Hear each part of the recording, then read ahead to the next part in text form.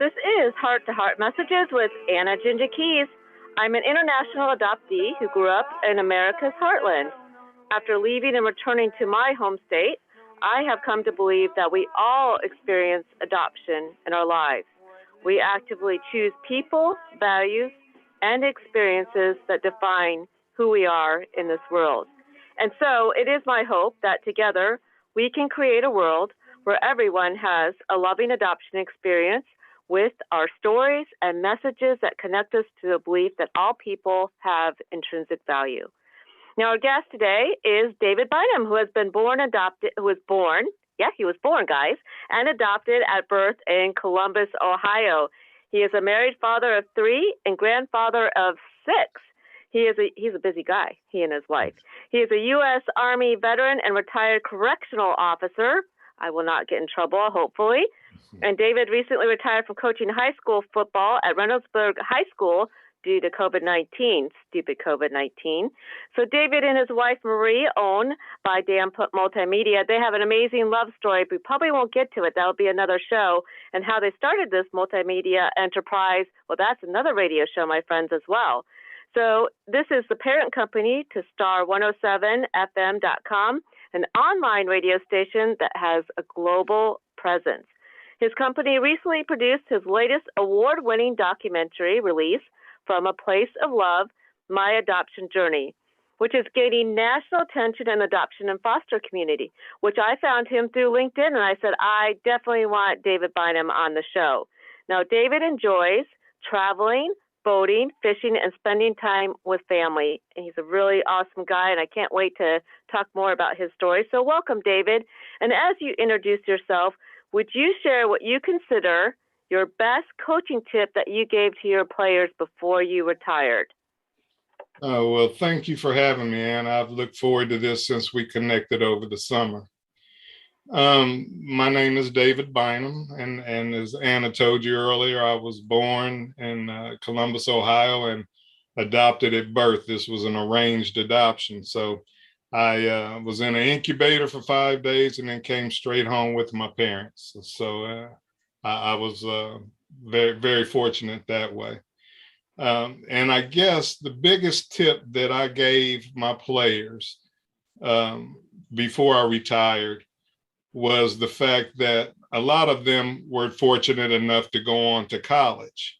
And I wanted them to understand that you're going to college. I would ask them, why are you going to college? To play football. Well, no, you're not. You're going for the education, and you're going to let football be the means to pay for it. So I guess that's the biggest thing for them to understand, that education lasts a lifetime and football has a short shelf life. So you really value education. Oh, yes. Knowledge is power. Knowledge is power. Knowledge is power. And I do want to go back and we'll go back to that too, the coaching, but I want to just give a little shout out to your wife, Marie. So tell us just briefly how you met Marie and how you started your production company, just quickly, because I want to give Marie a little shout out. I know she's listening. Yes, she is. That's my better half and my partner in life. We were neighbors. And so what I did, the people that lived there before she did was an elderly gentleman. And then the people that behind him in the condo behind him was elderly. So when I would take on trash days, I would take their dumpsters down as well as mine. And this occurred for probably 2 years or so before we really even had a conversation. And so one day we just struck up a conversation and found we had a lot in common. And it took off from there. And the way that we decided to start Star 107 FM was, she was a host of Women's Voices, a show called Women's Voices on another station. And we didn't feel that she was being treated fairly. So I looked at her one day and said, hey, we can start our own thing. And we hadn't known each other that long yet. And she was kind of looked at me with kind of a skeptical look on her face. And then one day she came in and I had done a lot of research because I'm a researcher. and showed her this is what we need to do.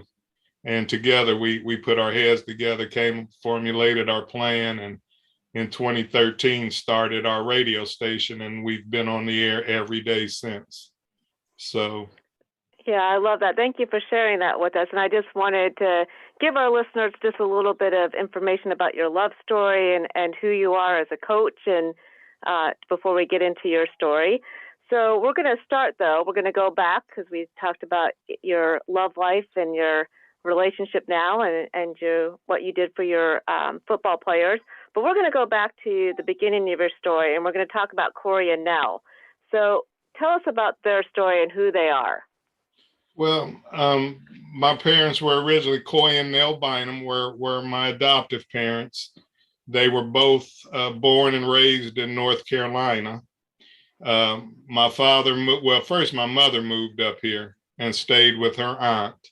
And then later my father moved up and they got together. And he was a small business owner. He ran a used car lot. And this is back in the 50s here in Columbus, Ohio. And both of them were Black, because during the story, you'll find out that I'm biracial, but I was raised by two Black parents. And so for him to be an enterprising businessman back in the 50s in Columbus, Ohio was an accomplishment all of its own. And my mother wound up being a stay-home mom the early parts of my life because I was an only child. They had been married for 10 years and had tried to have children. And my mother was pregnant once, but had a bicycle accident and was never able to get pregnant again. So that prompted them to adopt. But they were the most loving, attentive parents that anybody could ask for.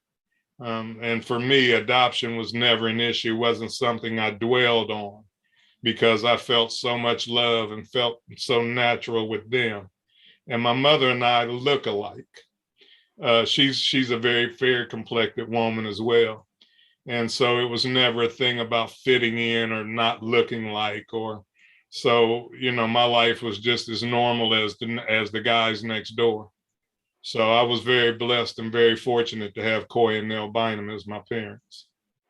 And do you have a favorite memory of them or growing up in Columbus, Ohio? Did you used to play in the cars? Oh, yeah. Well, that was my first job. I was the lot boy. I had to clean the cars and move the cars and make sure air was in the tires and, all the things that you have to do. That was my very first job. And I think half of it was my dad babysitting, but still that taught me the values of getting up, going to work with him every day. So those are always fond memories. And then my mom always categorized as my best friend. I could talk to her about anything. There was not a subject that was off limits. And some of my fonder memories are some of the family vacations we took. I can remember going boating in Canada, and we went to the World's Fair in New York. And so just the things that we did as a family and the family dynamic were always fond memories for me.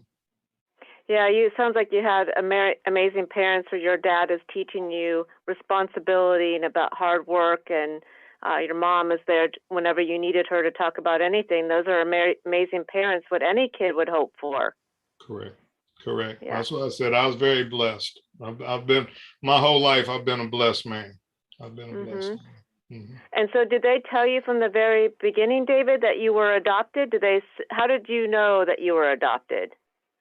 When I was old enough to really understand what adoption meant, my mother sat me down and we had the talk, about me being adopted, about what she knew about my biological parents. She shared with me. And so I would say at the age of 5, 6, as I was old enough to process what adoption meant, I've always known. So it was never a secret. And my family always, my cousins, aunts, uncles always embraced me.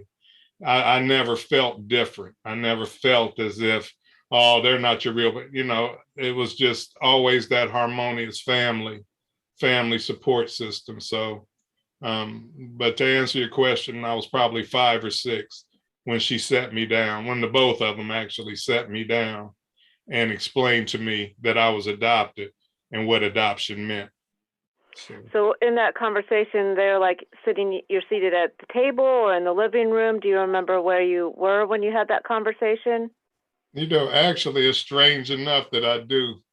We actually were in my bedroom. And okay. I had twin beds. I was sitting on one bed and they were sitting on the other. And when she got to explaining, and I can remember it being emotional then, but no, emotional because when they sat down, they said, "So David, we want to talk to you about something." So is that how they started the conversation? Do you remember? It was along those lines, or more or less, there's something we need to tell you, or something you need to understand, type of thing. Mm-hmm. So. Mm-hmm. And so when somebody tells you that, it's usually not that we're getting a cat or a dog. So you probably felt that even at 5 that there was something momentous that they wanted to share with you. And so how did they describe what adoption meant? Well, they told me the backstory that my birth mother, was a young student who really didn't have the means to take care of me or the support system to take care of me, and that my father was a young college student that played football. I was told at the time Ohio State, but come to find out during the journey it was Bowling Green. But that my father was a college student and they were just both too young without resources or the support system to take care of me. And then also, I had always known, by me being biracial in the 50s, I was born in the 50s. During the baby scoop era, what's categorized now as the baby scoop era. But I'd always known, and they were very honest with me about what they knew, and also how much that I meant to them, because they had tried and tried, and that we were all gifts to each other. So. Mm-hmm. And so in those moments you felt love, but did you feel any sadness, or did you feel confusion at all, or just the conversation happened and you accepted it and just kind of moved on? Yeah, pretty much that was it. Like I said, I never dwelled on being adopted. Like I said, my mother and I really only talked about the adoption twice. Once when they told me, and then once as she was preparing the transition. She wanted to sit me down and let me know that if I decided to look for my biological family for any reasons, that I had her blessing. And I always felt that was the biggest gift of selflessness that any adoptive mother could give a child, is their blessing, because I would have never considered looking why my mother was alive, why my parents were alive. My father died much earlier than my mother, but I would have never considered looking why my mother was still alive. So you're quite passionate when you say that, and so you would never consider it because it would feel like a betrayal to them, or because it would dishonor what they were to you? I think it was more my feelings toward them or toward her, as opposed to that she would feel some type of way.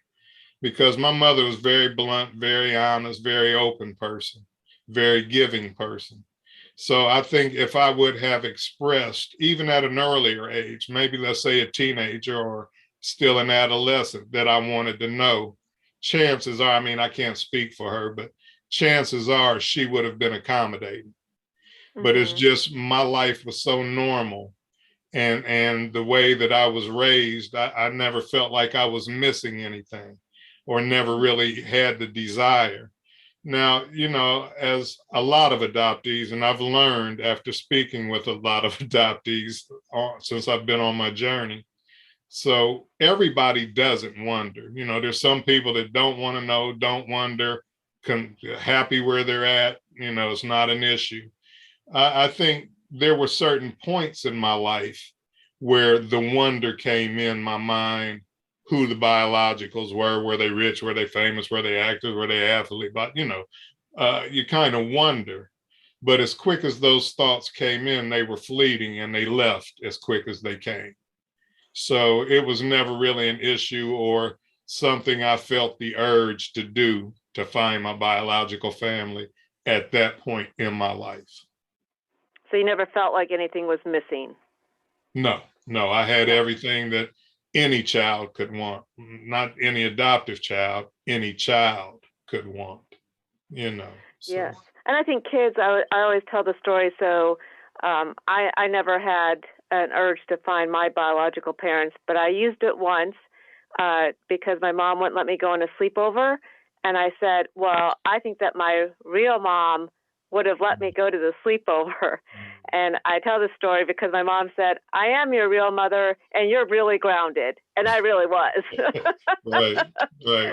And that's what your parents do, is that they're there to help shape you and love you and give you the lessons that you need to be a kind and decent human being, which, my mom said, I didn't stretch her at birth with the stretch marks, but at 13, I stretched her to the limit. Goodness gracious.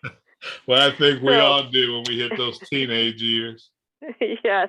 So you had a very wonderful childhood. You had great parents who loved you, who told you the truth from the very beginning, and it sounded like you had had a very blessed, normal, and I put that in air quotes, childhood. Mm-hmm.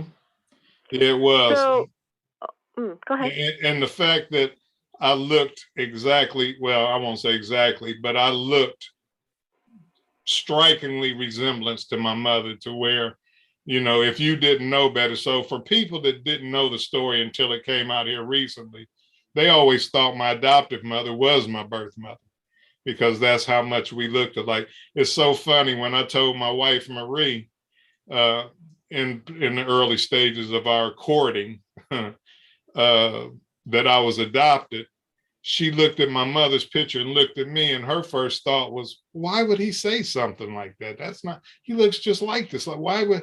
So I told her, and we looked my mother and I looked so much alike. She had a hard time processing it until she really found out, once I got the birth certificate and all of that, till she found the story to be true, but no, it was so normalized that it never was an issue for me growing up.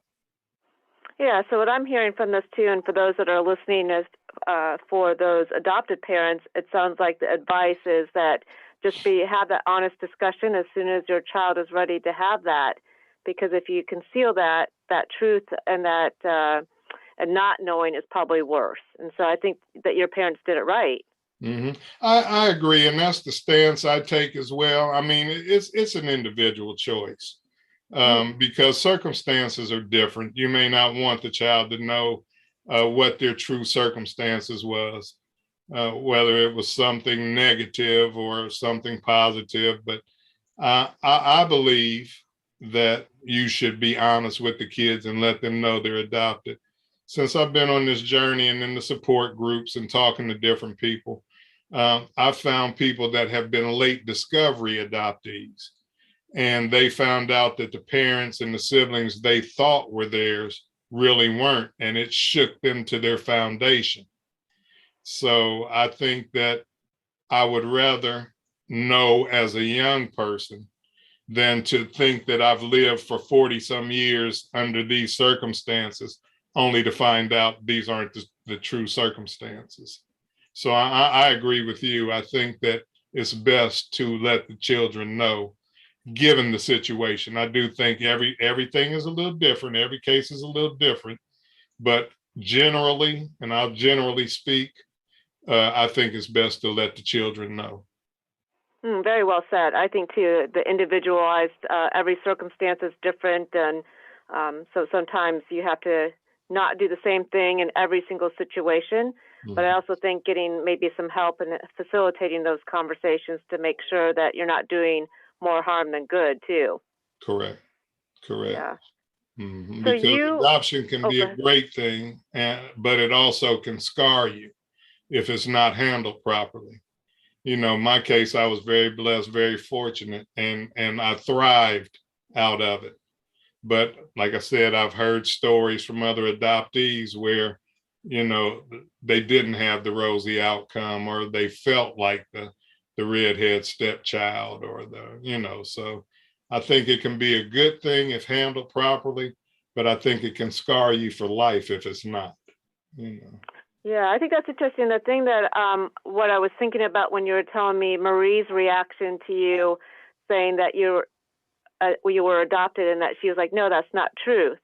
And so I think that's an interesting reaction to it, because why is that when we think about that? Because that's the person that you love most. You look like your adopted mother.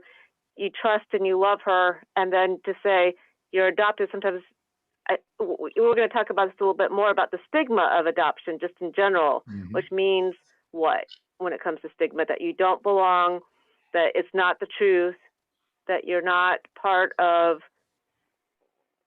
a relationship. I don't know what you think about that. The stigma that I kind of think of when I think of adoption, or I think a stigma attached to adoption, is a lot of people view when you give a child up as something bad, you know, that you shouldn't, no matter what, give your child up. You should just struggle with them, all of that. So a lot of times I think, especially when there's late discovery or late reunions, that people have a certain feeling about their parents giving a child up, but keeping them and raising them. And so in my particular case, I think that was the best thing for me. You know, that maybe my life would have been totally different if my biological mother had kept me at 20 years old. And then too, you have to remember the times that I was born. Race mixing was taboo in the 50s here in the Midwest, especially down south, but here, as far as the Midwest, was taboo.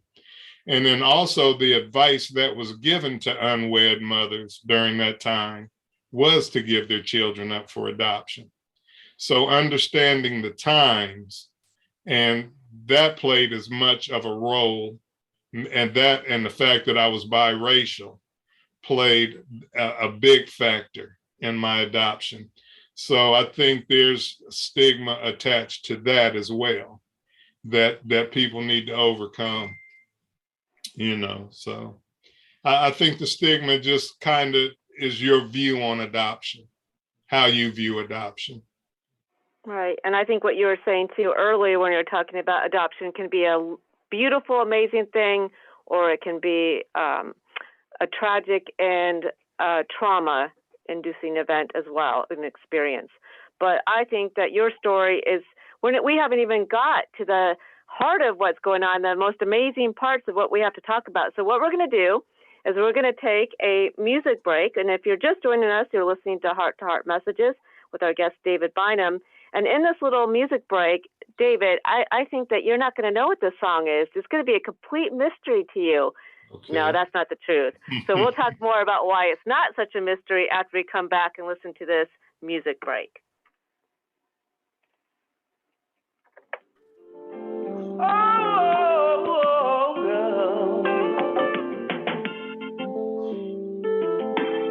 There's a blessing in the message.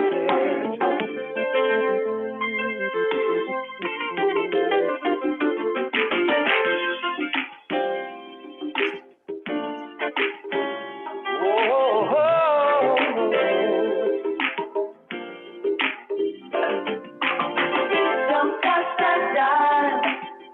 Won't you play along? There's a blessing in the message. He will make a way when you got to say, you're feeling down and have a lot of doubt about how you're gonna make it through. Just remember who's in control.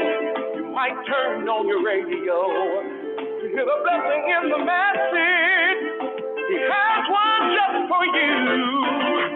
Don't touch that dial. Don't touch that dial. Pray a while. There's a blessing in the message. There's a blessing in the message. He will make a way, but you got to stay. Stay tuned. Shout a praise. Shout a praise. The Jesus praise. Don't you take that dial.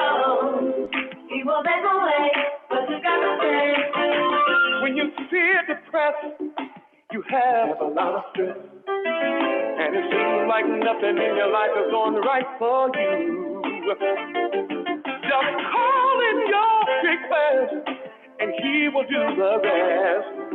There's a word in the broadcast, a word that will see you through. Don't touch that dial. Don't touch that dial. Won't you pray a while? Just pray a while. There's a blessing in the message. What you got to say? Stay tuned. Shout a praise. Shout a praise. He can pray. Don't you change that channel. He will make a way. But you got to stay tuned. When you pray, to the broadcast station in the sky.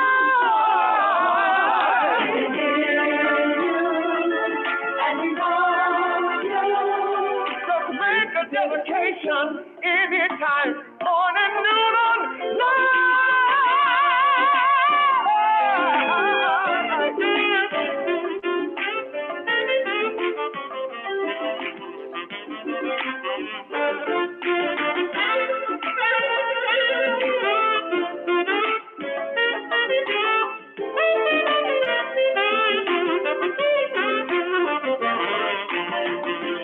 Made a promise, you and me, that it never, never leave us throughout eternity. Sacrificed his son for the sins of everyone. All you have to do is tune in, and receive. I'm sure glad I tuned into this channel. Yeah, this song is really uplifting me right now. Here's another message coming. Have I not commanded thee? Be strong and of good courage. Be not afraid, neither be thou dismayed, for the Lord thy God is with thee, whithersoever thou goest. Don't touch that dial. Don't touch that dial. Stay a while. There's a blessing in the message. He will make a way, but you got to stay. Shout a praise. Shout a praise. He can pray. Don't you change that channel. He will make a way, but you got to stay. In the blessing, there's a blessing. In the message, there's a blessing. All you got to do is stay true. Stay true. Oh, yeah. God will see you through, see you through. He will make a way, but you got to stay true. Don't touch that dial. God will make a way. He'll make a way. Yeah, stay tuned. Don't you touch that dial, because this is KHOI, Story City, Ames, and you're listening to Heart to Heart Messages with me, Anna, Jinja Kees, and our guest, David Bynum. So we just heard a song in that little music break, and were you surprised, David, by the choice? No, that's one of my favorites, and seems to be one of the favorites of the people that's watched the documentary. That's been the most talked about song that's been attached to the documentary. And can you tell us a little more about the song and the musicians that we just listened to? Yes, I'd be glad to. The musician's name is Dean Francis. He's no longer with us, but he's an Ohio funk legend. He's played with several groups here in Ohio, Sun, Roger Troutman. He's played with almost everybody. Ramsey Lewis. He's a composer. He wrote a rock opera, but he was a music legend, especially here in Columbus. And he had such a vast library of things. And I was fortunate enough to be granted permission to use his music by his daughter, Grace Hunter, and his brother, Stephen Francis, who we all grew up together, And so, yes, most of the instrumental songs that you hear on the documentary are from his original work. And then the other is from a composer, another one of the guys I grew up with, son, Doug Espy. And he's a music teacher at Circleville High School, but he's also a composer.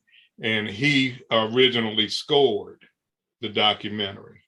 So I was very blessed and very fortunate to have two established musicians that granted me permission to use their work in this documentary, because the music in the documentary is as good as the story itself.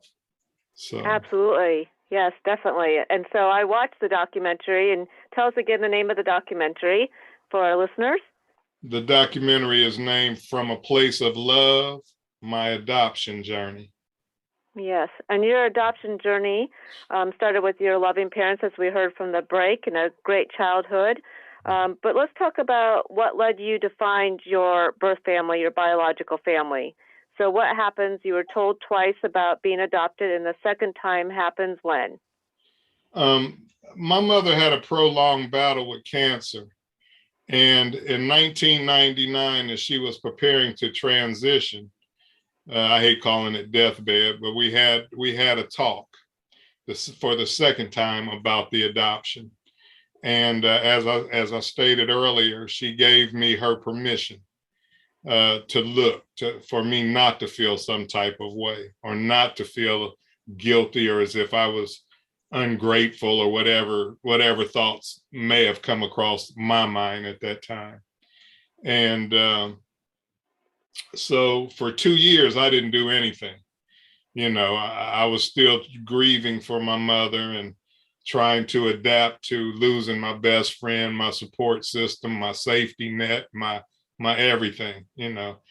Fortunately for me at the time, I had my own family, my wife, my children, and so that helped ease the pain, because I knew I couldn't dwell or go down that rabbit hole, because I had people depending on me.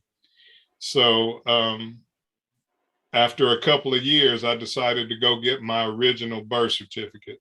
So when you're adopted, you're issued two birth certificates. One, the live certificate of birth from the original birth parents. But after you're adopted, you're issued a second birth certificate that says who your adoptive parents are. Same data, how much you weighed, the day you were born, all of that. It's just now your name is, in my case, David Bynum, and my parents were Coy and Nell Bynum.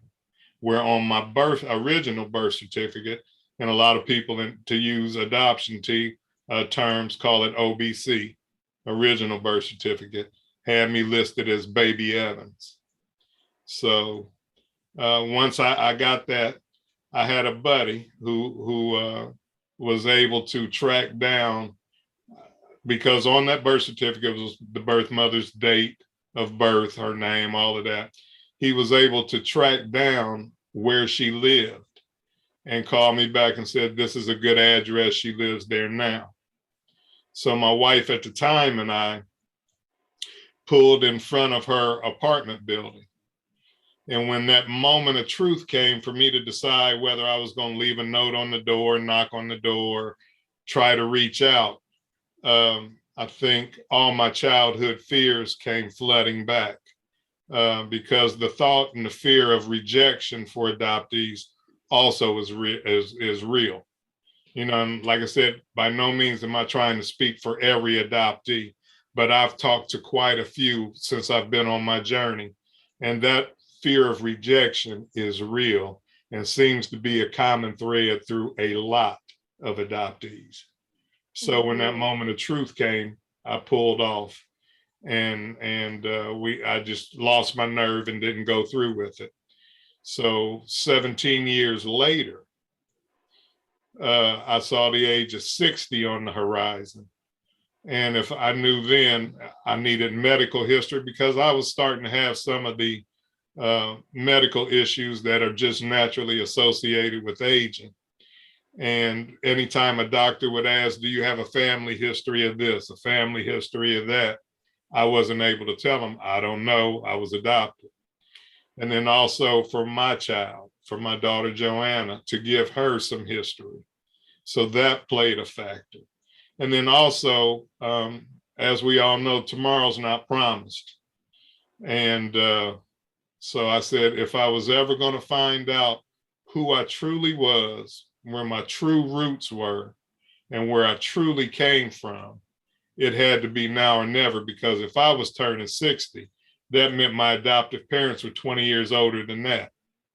So as people started to age and to die and all of that, so I figured if I was going to look, it had to be now or never.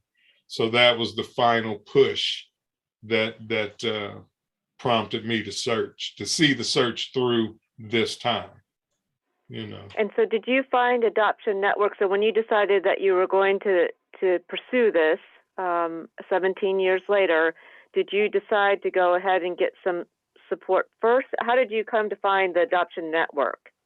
Well, the first thing I did is I always had a cousin that was more like my sister, like an older sister.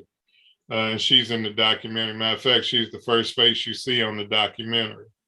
And she was kind of my confidant. So I went to her first and discussed it with her. I discussed it with a guy that had been like my brother my entire life. And then also with my daughter and with my wife. And after getting everybody's general consensus, that prompted me. So when I decided I was going to look, I didn't have a clue how to look, where to look, what to do, none of that, because for 58 years, I never even considered looking. So I sat down at the computer and I typed in, how do you find your biological family? And one of the first responses that came up from Google was the Adoption Network Cleveland. So I reached out to them through email, and the adult adoption coordinator, program coordinator, Tracy Anders, who is my search angel. We'll discuss that a little later. But I reached out to her. She came back, got back with me, gave me some instructions on what she needed from me, and also for me to start preparing myself for this journey.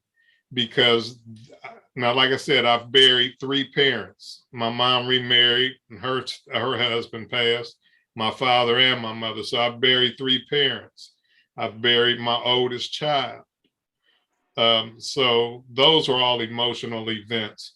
But by far, this journey that I took to find my biological family was the most emotional thing I've ever done in my life.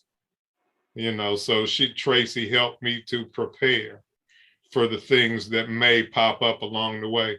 And rejection, so you prepare for, I call it Pandora's box. It's opening Pandora's box, because you don't know what you're going to find. You know, and we know ultimately the worst thing that can happen is rejection for that second time. And the best thing that can happen is everyone welcomes you with open arms. So you have to be prepared for the welcoming with open arms, the rejection, and everything in between. So she helped prepare me for that. And so I gave her my original birth certificate. And we also did a ancestry DNA test. And so my wife and I, after I forwarded that information, my wife and I went on a cruise for 6 or 7 days. And I cut my phone off so I wouldn't have to pay any of those roaming charges. But when we got back to Miami, I cut my phone on and I had a message from Tracy saying that she has discovered some things. And when I got a chance, give her a call. So when I got back to Columbus, I gave her a call and she told me she was pretty sure, she couldn't be 100% certain, but she was pretty sure she had found my biological mother, and that I had 2 siblings. I had a brother that was 3 years younger than me and a sister that was 14 years younger than me. So, and she sent everything, a thorough search. I mean, public record, thorough search. So my wife, Marie, and I came downstairs and what I call cyber stalked my sister. And soon as I saw her, and we had misspelled her name in the beginning. So people that were popping up looked nothing like me. When we double checked and typed in the correct name and her picture popped up, it looked like me. So for the first time in my life, other than my children look like me, but for the first time in my life, I was able to put someone else's face with my life. And that was a mind-blowing experience in itself. So let's take a pause here for a second. In that mind-blowing moment, because I've read a lot of adoptee stories, when they see their biological parent's hand or face, there's something that happens at a cellular level of connection, of belonging and being grounded. Is that what you're talking about? Yes, yes. It rocked me to my core. The moment I laid eyes on her, it's inside of me just started doing flips, cartwheels, flips, the whole thing inside of me. And for the first time in my life, I think that's an emotion that I felt that I had never felt before. So, but yes, I think it does. I think it does immediately strike that chord that either we've been longing for, missing, whatever. It just filled in some blanks for me.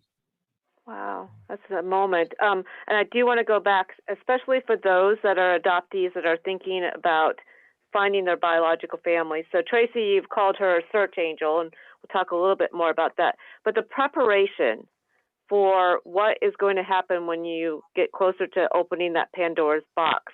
Can you just this is terrible, but in 30 seconds, can you talk about what did she work with you to prepare you? And what would you tell those that are thinking about going on the search? What do you need to be prepared? How? Well, the biggest thing she did was had me read different articles on adoption, read different things that people who had already taken that journey and have experienced it, read some of their experiences, recommended books to read, and then also documentaries to watch. And then now mine is hopefully going to be recommended to folks because it kind of gives you a blueprint of what I did and the preparations that I went through. But I would just tell anyone to understand that this is going to be a very emotional thing. You're going to laugh, you're going to cry, you're going to run the gamut of emotions. And just to try to be prepared emotionally, physically, spiritually, whatever you need to do, and have a support system around you, people that are there to help you through. So, and understand that your life is going to change, but not only yours, but the people around you, the people that you're about to make contact with, their lives are going to change forever. The family that you've already had, lives are going to change forever. So this is a life-changing experience. So everyone should be prepared for that. Yeah, and you can be prepared, and then there's no preparation for moments that you just described, just seconds ago too, to feel that emotion of being connected and grounded in that way. I did want to say, so in the documentary, and then you're finding your biological parents and family. I do have to say, so your family friend, Gloria White, I was telling you before too, I did a rewind and I watched it again because I think she is so adorable. And then she just swears, I'm going to have you describe it, she just swears she was not ear hustling. And I am stealing that. I said, what did she just say? Ear hustling. I love that. I'm so stealing that. But how is it that Gloria helped lead? I think this moment is so miraculous, besides the hustling ear bit that I loved. But such an amazing moment, and how she led you to find your biological mom. And how did that happen? Well, it's kind of, once again, 6 degrees of separation. Her son, Craig Clark, and I worked together as correctional officers, and we've known each other since we were in our early 20s. And so he's part of my inner circle as well. So we were discussing over the phone the progress that I had been making thus far, kind of bringing him up to date. And so she was in the next room, not ear hustling according to her, but she was in the next room and overheard Craig and I talking.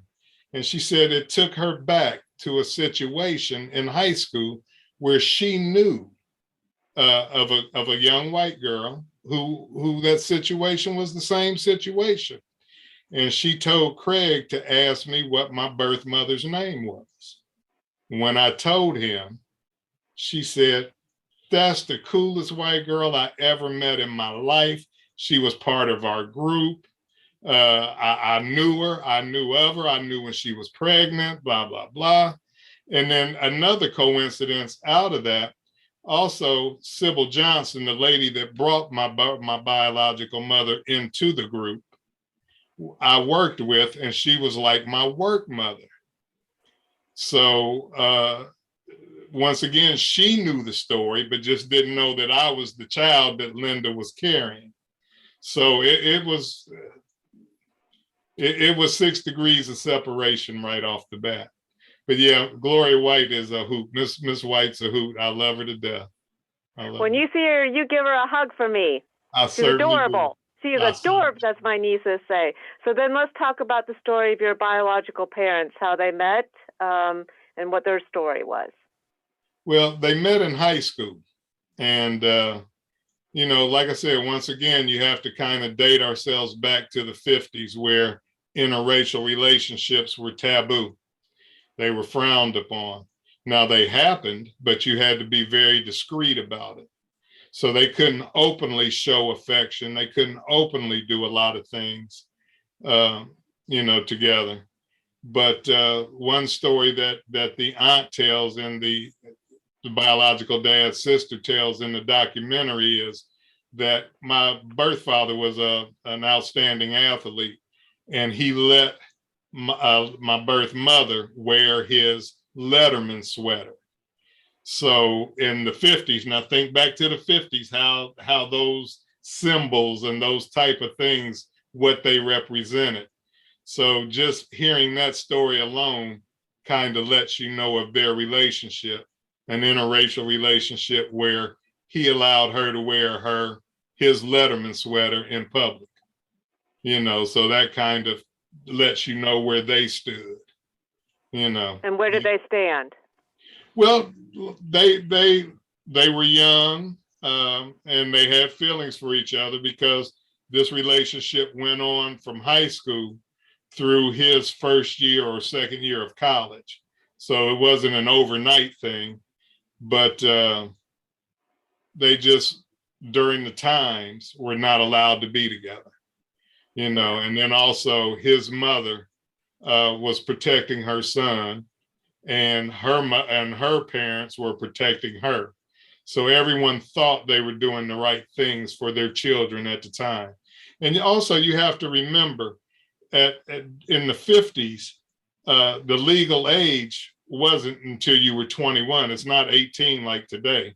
It didn't get changed to 18 till the Vietnam era, when soldiers said, "Hey, I can go die, but I can't come home and drink a beer." So that's when they changed the legal age to 18. So at 20 years old, which they were at the time, they still had to have parental consent for any and everything that went on. And the parental support just wasn't there on either side. So. But what I do hear is that there was a shared affection and love. And so you were born from love. Yes. That also is a reason that we named the documentary From a Place of Love, because everything that happened, them having to give me up, her making sure that I got to a good place that I could be taken care of. I was shown love from the womb, so that's why we felt it was apropos to name the documentary From a Place of Love.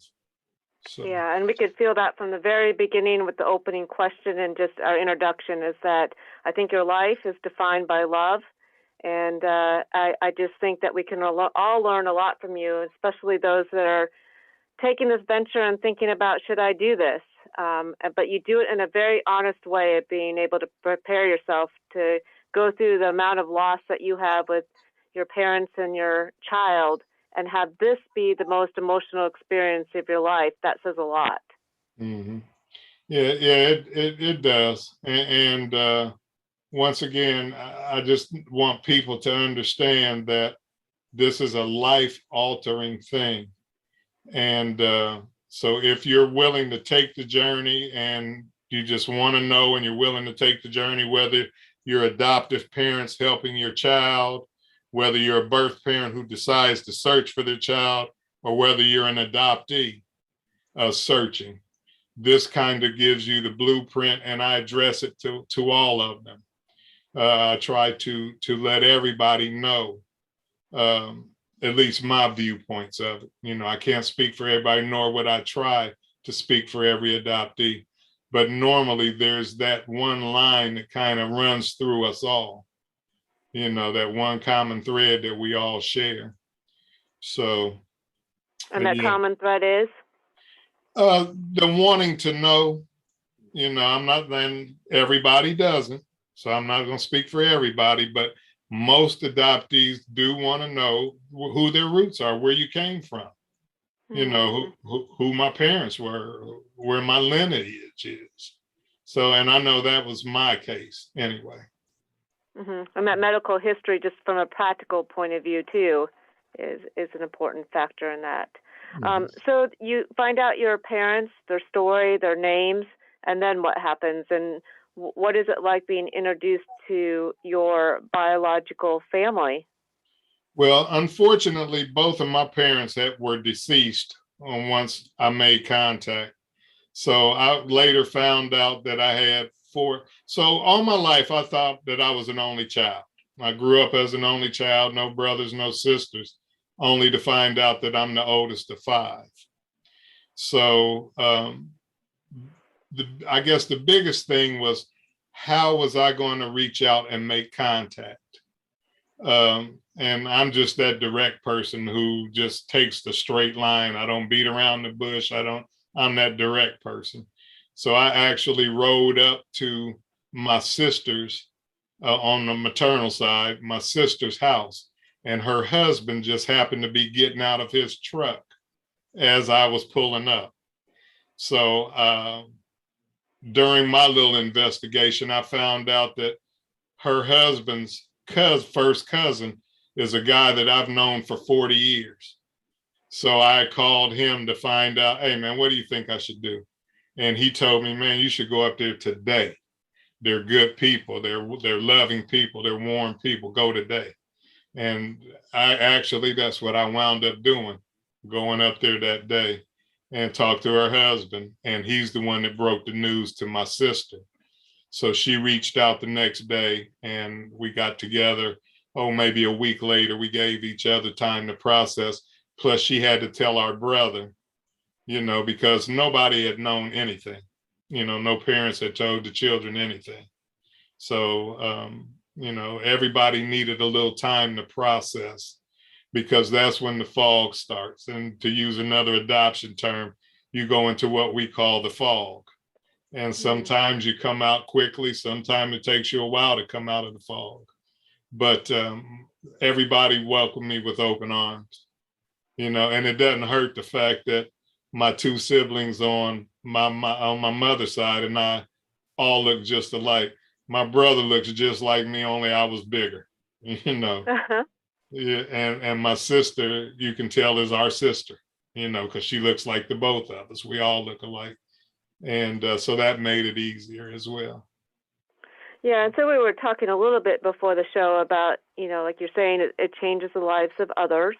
Also, there's some time to be able to make sure what are your intentions. So did some people come out to you and say, so what do you want? Or was it just kind of silent?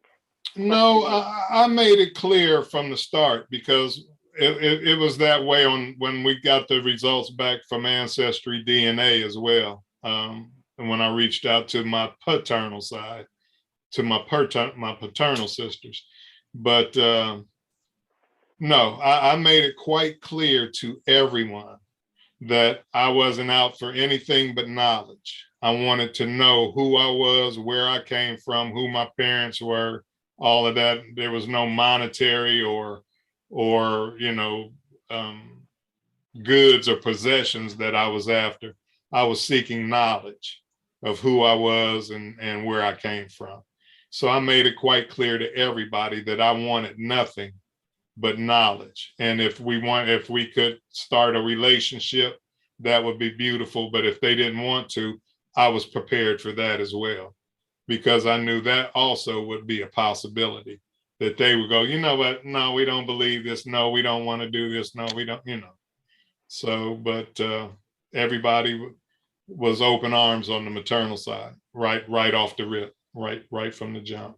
So. And so it's hard to believe you're going to have you come back on, because I didn't even get to all my questions, and I see that we're running out of time. But I want you to share with our listeners, and again, I encourage everybody out there to check out your documentary, and I'll make sure that I put that on the website. But can you describe the birthday party? And we talked a little bit about that. What happened at this? You know what I'm talking about. What birthday party am I talking about?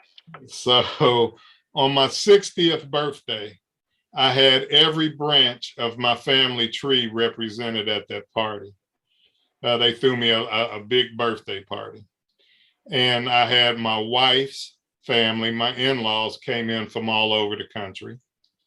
My original family was all there.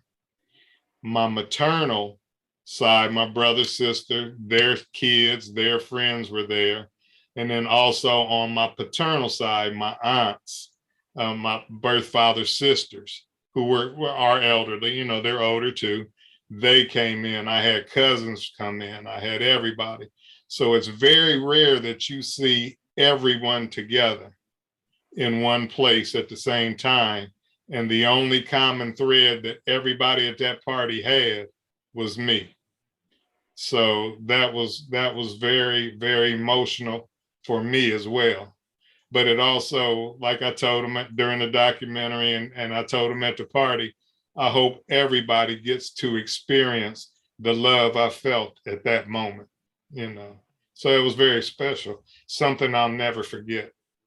Yeah, that is an amazing milestone birthday. That's the way to bring in 60. I love it. Mm-hmm. So now, as we're starting to wrap up our time, is there anything that you would like to share that we haven't been able to get to in this hour? Well, just understand, like I said earlier, your life is going to change and the lives of those around you are going to change. And things are going to settle. So as it progresses and people find, especially if you're a late, because ours is considered late reunion. All my sisters were grown with their own families. My brother was grown with his own family. So we found a way to mesh, but yet as things settled, now our lives are kind of getting back to normal. So, you know, and that's taken 3 years to come out of the fog. So just be prepared for life-changing, life-altering situations. Some good, some not so good, but just be prepared for anything you may come across. Yeah, and I would just definitely recommend watching the documentary. And in these last seconds, what is your closing heart-to-heart messages for our listeners? Everybody, if you can, watch the documentary. If you are an adoptee wanting to search for your family, this will give you a blueprint on what I did. You don't have to do it step for step, but it at least gives you a starting point. And then if you are an adoptive parent trying to help your adoptive child, be supportive and understand they're not looking because of anything you did or didn't do. They're looking because they have questions they want answered. So just understand how emotional and be supportive as possible. And go for it. I say go for it. That's fabulous. Now, from a place of love, I thank you, David Bynum, for sharing your story, your reflections, and thank you, the listener, for spending time with us. You are always invited to join me and our guests on Tuesday nights from 8:30 to 9:30 Central Standard Time on KHOI 89.1 FM. So, Heart to Heart Messages is brought to you by my community radio station, Fronos, and Intuit Social, Munwood Studio, the Spico app, and my mom. Our theme song is Way to Mia, composed and performed by Nick Kazernis, who is from Ohio. David, you're going to have to meet him. I'll connect you. And my final heart-to-heart message remains the same. The key to unlocking all things good in this world is love, and you are loved. Always a friend and fan, this is Anna Jinja Kees wishing your days filled with love, laughter, and peace.